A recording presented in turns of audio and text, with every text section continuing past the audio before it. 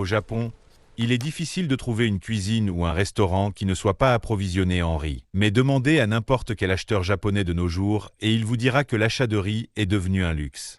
J'achète encore du riz de temps en temps, mais comme il est très cher, je renonce parfois à en acheter quand je vois le prix.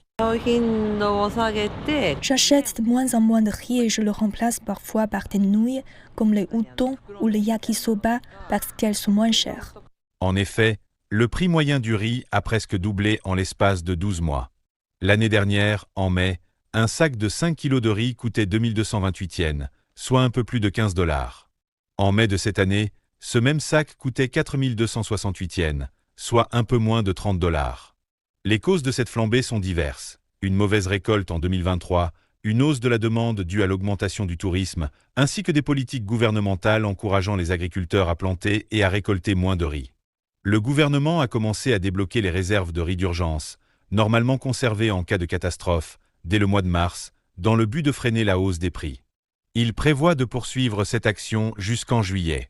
Mais les consommateurs se sont plaints que les réserves avaient été débloquées trop tard et que nombre d'entre elles n'avaient pas atteint les magasins ou les acheteurs, assez rapidement. Les frustrations n'ont fait qu'empirer lorsque l'ancien ministre japonais de l'Agriculture, Taku Eto, a plaisanté en disant qu'il n'avait jamais eu à acheter de riz parce que ses partisans lui en donnaient gratuitement. Mais cette plaisanterie n'a pas plu du tout. Elle lui a fait perdre son poste car Taku Eto a fini par démissionner.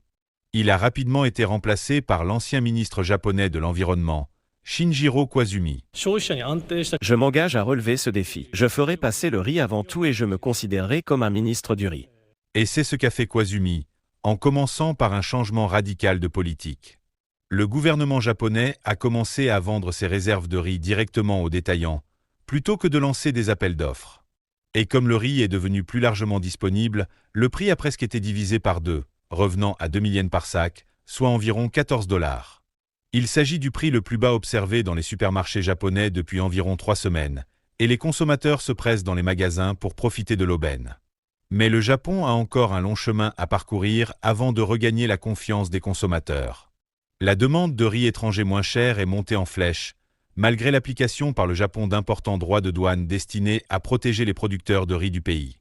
Pourtant, dans un pays où le riz fait partie intégrante non seulement de la nourriture, mais aussi de la culture, Le riz est la nourriture de notre âme. Il est important. il semble que les acheteurs aillent partout où ils le peuvent pour en trouver.